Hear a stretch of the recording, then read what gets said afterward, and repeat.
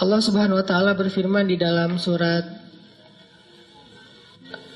kalau tidak salah, Al-Ma'arij, innal insan khuliqa halu'a idza massahu syarr jazua wa idza massahul khair manu'a. Manusia itu labil. Idza massahu syarr jazua wa idza massahul khair manu'a. Emang kayak gitu. Manusia itu labil. Terus recovery kelabilannya tuh kayak gimana? Ternyata recovery itu akan cepat dan bertahan kalau kita belajar, yakin dan berpegang teguh kepada Allah. Cepat recovery-nya, teman-teman. Para sahabat Nabi itu, gimana pun mereka soleh, mereka tetap manusia, kadang emosional juga. Tapi recovery-nya cepat. Contoh, Abu Bakar pernah sakit hati sama keluarganya, ada saudaranya yang memfitnah Aisyah. Dia nuduh Aisyah itu selingkuh. Sakit hati kan Abu Bakar? Akhirnya karena Abu Bakar sakit hati, Abu Bakar pun bersumpah. Abu Bakar posting juga, kata Abu Bakar, demi Allah, saya nggak bakalan ngasih lagi pertolongan dan bantuan kepada orang itu selama-lamanya. Kenapa? Udah terlanjur sakit hati sama dia. Bersumpah Abu Bakar, nggak akan nolongin dia lagi. Ternyata Allah komen di postingan itu. Apa komenan Allah? Janganlah seseorang yang diberikan kelebihan harta di antara kalian, surat An-Nur, bersumpah untuk tidak membantu saudaranya. Maafkanlah, berlapang dadalah. Tidak sukakah kalau kamu Allah mengampuni dosa-dosamu? Ala tuhibbuna ayyaghfirallahu lakum? Akhirnya ketika Abu Bakar baca komen ini, astagfirullahaladzim, langsung Abu Bakar delete postingannya. Posting baru. Mulai sekarang saya akan bantu dia 2 kali lipat. Allah langsung first like. Ya. Itu yang terjadi di dalam surat An-Nur. Kenapa Abu Bakar sedih? Karena beliau manusia. Kenapa Abu Bakar sakit hati? Karena beliau manusia. Sesoleh apapun tetap aja dia manusia. Cuma recovery-nya cepat. Kenapa? Karena berakadnya dengan Allah, bukan dengan makhluk. Kalau kita berakad dengan makhluk, susah recovery-nya. Tergantung orang itu. Kalau kita berakad dengan Allah, cepat recovery-nya. Karena Allah Rahimun, Rahmanun, Karimun, Jawadun. Allah itu maha baik. Misalnya, kita marah sama orang lain. Terus kita maafin dia. Apa akad dengan Allah? Nanti Allah maafin saya. Makin besar dosa orang yang kita maafin, makin besar dosa kita yang dimaafin sama Allah. Dosa apa yang paling besar yang dilakukan seseorang kepada kita? Tadi, ditikung.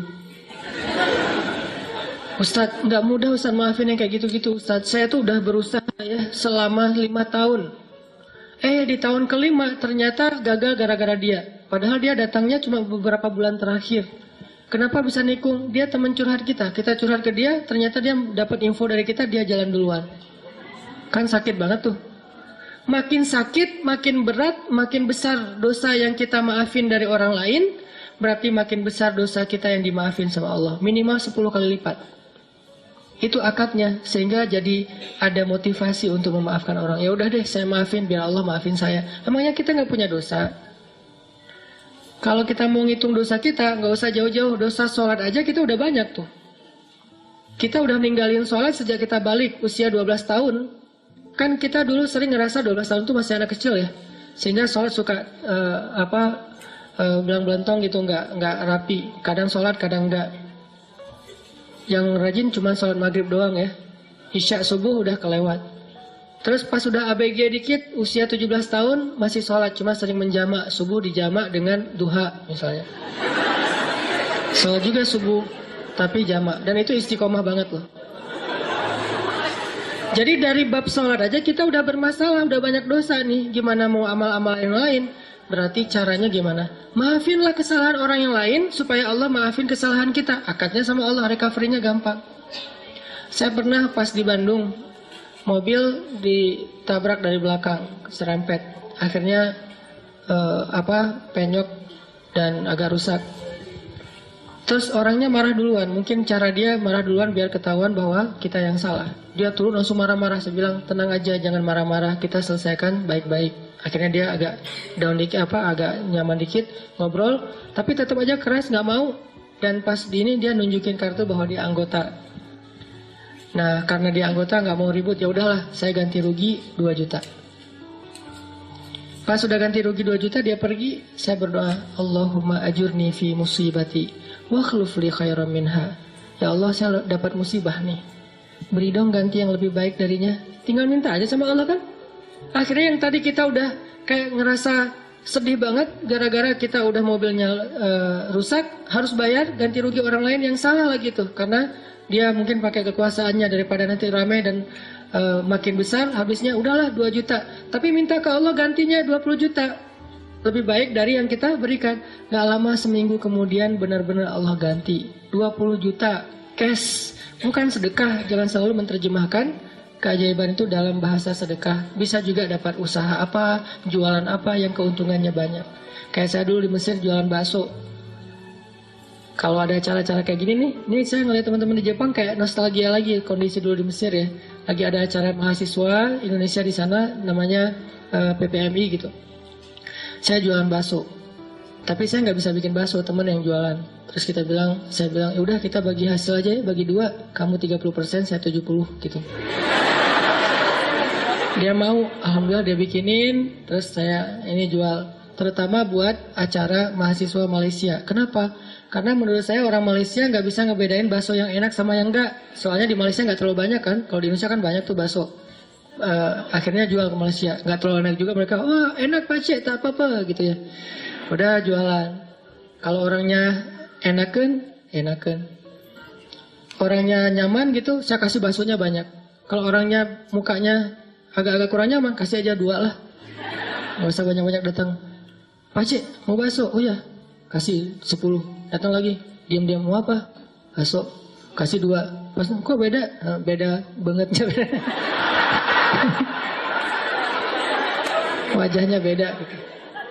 Kalau yang datang macet, 15 lah gitu ya. 15 macet, 15 mah. Untung nggak? Untung tetap alhamdulillah. Jadi kenapa? Karena kita berakatnya kalau hilang sesuatu Allah yang ganti. Saya pernah mau acara sholat tahajud malam-malam. Acaranya jam 2 malam, saya baru bangun jam 2. Telat kan? Akhirnya panik, nyamber HP, jatuh, pecah layar depannya, udah nggak bisa kepake. Itu HP sekitar harga 2 juta lah. Jatuh, langsung ya Allah beri saya ganti yang lebih baik. Ya ini juga jatuh bukan apa-apa ya, karena pengen tahajud, pakai diomongin lagi. Terus berangkat nih, pulang-pulang jam 10 pagi Allah ganti dengan waktu itu baru keluar tuh Note 5 harganya 10 juta. Diganti cash. Kadang Allah nggak gantinya dalam bentuk fisik, dalam bentuk nominal, dalam bentuk sesuatu yang materi, tapi diganti dengan yang lain, kebahagiaan. Mungkin kita kehilangan sesuatu, hilang motor, tapi dapat jodoh, mau mana? Pilih yang mana?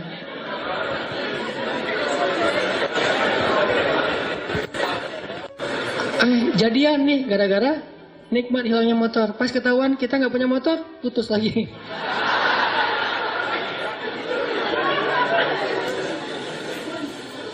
Belajar berakat sama Allah teman-teman. Itu rahasia kalau kita pengen. Karena Allah itu nggak pernah, pertama ingkar janji itu nggak pernah. Innallaha la yukhliful mi'ad. Nggak pernah ingkar janji. Kedua, Allah itu nggak pernah misalnya, maaf ya lagi sibuk, nggak ada tuh. Kita WA Allah terus nggak dirit, itu nggak ada ceritanya. Contreng 2 sih, cuman nggak biru-biru, nggak dirit lama gitu.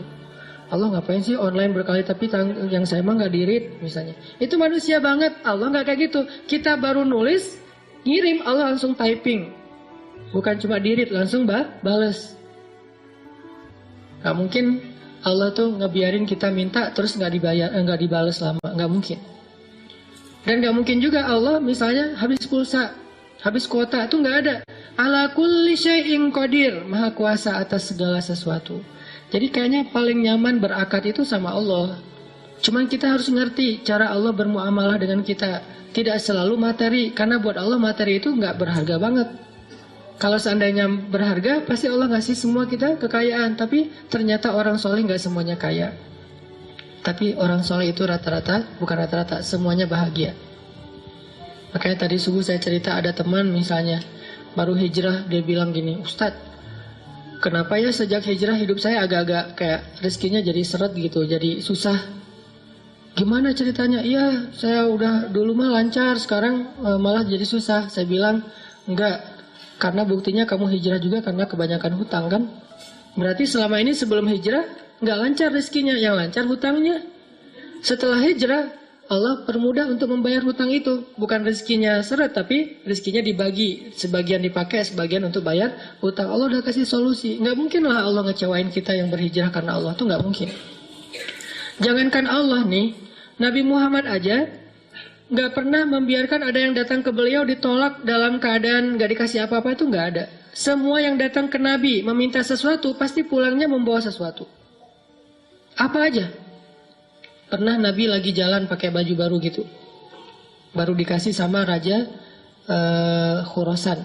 Kasih baju. Bajunya warna merah. Bukan gamis ya, baju biasa. Warna merah. Dipakai sama Nabi. Terus dilihat sama orang miskin, sahabat. Ngomongnya, Muhammad, itu baju bagus juga ya? Gitu. Nabi pas diomongin kayak gitu, Nabi tanya, kenapa mau? Gitu. Mau. Dibuka sama Nabi. Nabi pulang nggak pakai. Dan Nabi juga kalau pulang nggak pakai baju masih keren ya, six pack gitu. Kita nggak pakai baju zero pack kan agak-agak gimana gitu kan ya. Kan perut Nabi itu six pack kata sahabat, seperti batu yang tersusun kan. Itu karena mungkin beliau bukan nge-gym sih, sering naik kuda, itu kan kayak orang bisa seluruh tubuhnya tuh gerak, akhirnya bagus badan Rasulullah. Nabi nggak pernah mau ngecewain orangnya. Terus Nabi jalan pakai syalnya syal baru gitu. Untungnya nggak pakai kupluk baru ya, pakai syal doang gitu. Datang orang Badui ditarik syalnya, dilepas sama Nabi dikasih. Ada yang datang ke Nabi, ke Aisyah misalnya, Aisyah tuh cuma punya 3 butir korma. Dari pagi belum makan, untuk sahur aja nggak dimakan karena pengen dipakai untuk buka puasa hari itu. Datang satu orang ibu dengan 2 anaknya. Karena lapar bilang, Aisyah saya belum makan dari pagi. Aisyah langsung ngambil ngasih. Jadi nggak makan sahur, nggak berbuka puasa. Kenapa? Karena sifat Nabi itu tidak ada yang datang kepada beliau pulang dalam keadaan tangan kosong. Itu nggak ada. Nabi aja kayak gitu, apalagi Tuhannya Nabi, Allah Subhanahu Wa Taala. Nggak ada yang datang kepada Allah pulang dalam keadaan kecewa, itu nggak ada. Kalau dia kecewa, berarti dia nggak ngerti cara berakad sama Allah. Dia salah paham dengan cara-cara Allah. Kalau dia ngerti Allah, gak bakalan kecewa. Dia tahu banget Allah maha baik. Allah yang selama ini nolongin saya. Allah yang menyelamatkan saya. Alam yajidka yatiman fa'awa. Wa wajadaka dhallan fahada. Wa wajadaka ailan fa'aghna.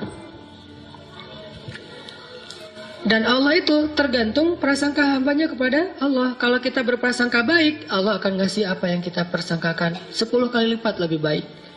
Kalau kita berprasangka buruk, maka Allah seperti yang kita prasangkakan. Jadi tergantung kita nih, mau gimana? Mau dapat nikmat, ya udah, Allah maha pemberi nikmat. Mau dapat jodoh, Allah maha menciptakan segala sesuatu berpasangan. Gak mungkin saya dibiarkan sendiri. Masa kita kalah sama Julaibib, budak yang bahkan tidak bernilai di mata orang-orang Quraisy, dia nikahnya sama seorang putri raja. Ini kayak dongeng gitu kan?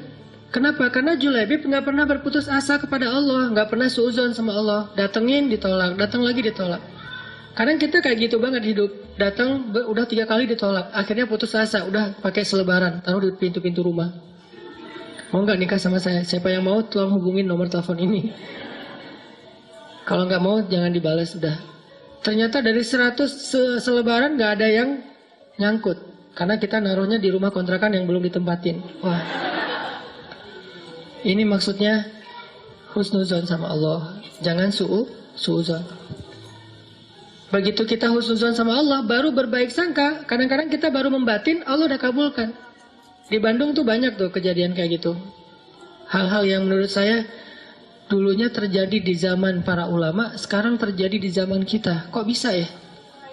Mirip dengan kisah Imam Ahmad bin Hambal yang datang ke Basroh gara-gara ada yang beristighfar kan di Basroh. Itu terjadi loh di Bandung dengan saya. Suatu hari saya datang ke masjid markasnya Pemuda Hijrah, Masjid Al-Latif di Bandung. Ada rapat gitu, kita sering rapat. Terus karena macet saya nggak mau naik kendaraan sendiri, pesan ojek online, berangkat dari pagi sampai sore. Di masjid itu saya sholat zuhur dan asar ngimamin, karena lagi ada saya di situ, ya udah sekalian ngimamin. Pas sudah selesai asar, udah beres semua rapat, saya order lagi, ada yang ngambil, ojek online, jalan. Di tengah jalan orangnya ngobrol, Mas, suka sholat di masjid itu juga? Saya bilang, ya, sesekali. Saya bilang, iya ya, masjid itu ramai sekarang, anak-anak mudanya luar biasa itu masjid. Saya juga suka sholat di situ, kata dia. Itu ada tuh imam muda, siapa namanya di situ teh? Muzammil. Iya Muzammil tuh suaranya bagus ya. Ya alhamdulillah. Mas suka ikut talim juga di situ. Kadang-kadang saya bilang. Oh iya hebat, itu talimnya ramai banget tuh. Ada juga tuh ustadz siapa gitu yang suaranya kayak cewek, kata dia. Saya mulai nih, nyari masalah nih tuh. Tapi saya senang dengar boosternya YouTube segala macam, gurunya Muzammil, siapa ya namanya? Siapa? Hanan? Iya Hanan gitu, itu luar biasa. Mas suka dengar ceramahnya juga? Suka. Dan saya nggak bohong kan, karena emang saya kadang-kadang dengerin booster, 1 minute booster itu juga kayak dapat hidayah. Dapat hidayah dari diri sendiri. Saya dengar, Masya Allah nih Ustadz enak juga ya ceramahnya. Saya kayak dapat hidayah dari ceramah diri sendiri. Kayak misalnya ceramah tentang diri, ngereject Allah. Allah manggil, reject. Sehari 5 kali kita ngereject Allah, tapi Allah nggak pundung. Kita baru mungkin ngerasa kayak belum dikabulkan doa aja, udah pundung fisabilillah. Kan banyak yang pundung fisabilillah. Pundung di jalan Allah kan banyak tuh. Allah nggak pernah pundung, itu bikin saya, iya ya Allah sering kita reject tapi nggak pundung. Datang lagi besok, datang lagi lusa, datang lagi. Bertahun-tahun Allah manggil kita, seringnya kita reject. Rejectnya itu kasar lagi tuh. Kok udah azan aja sih, kan kasar banget ya rejectnya. Nah itu saya bikin, oh Masya Allah nih ceramahnya luar biasa, dapat hidayah. Saya juga senang dengar ceramahnya, saya bilang, iya. Mas di situ jadi jamaah atau orang PKM juga? Ya ngurus masjid juga sedikit-sedikit. Dia mulai curiga gitu, ngeliat ke belakang dikit-dikit. Mas tadi yang imam sholat zuhur ya? Ya saya bilang. Asar juga? Ya. Mas ini namanya siapa gitu? Saya bilang Hanan. Hanan yang mana nih? Mulai oleng dia tuh. Hanan Ataki langsung wah gitu. Berhenti rame heboh di perempatan jalan, coba semua orang ngelihat ke arah kita. Hanan Ataki, masya Allah gitu, dia langsung berhenti. Memang lampu merah sih, bukan gara-gara itu, berhenti. Langsung berhenti terus ngeliat, dia ngomong, masya Allah, saya selama ini tuh sering berdoa, ya Allah kalau ikut talim, saya pengen banget ketemu Ustadz itu, tapi jangan di taklim, yang berdua gitu, gimana caranya? Istighfar, sholawat. Ternyata Allah kabulkan sebulan doang loh, dia kayak gitu. Sebulan kemudian Allah kabulkan, saya order ojek online, dia ngambil, akhirnya kita satu ojek berdua. Ngobrol sepanjang jalan, sampai ke rumah tuh heboh. Di rumah dia minta selfie, sampai ke tetangga pada ngeliat, ada apa sih, ramai gitu. Heboh gitu kan, Masya Allah ternyata dia berdoa dengan istighfar dan sholawat. Allah kabulkan, bukan saya yang soleh, dia yang soleh, makanya doanya dikabulkan.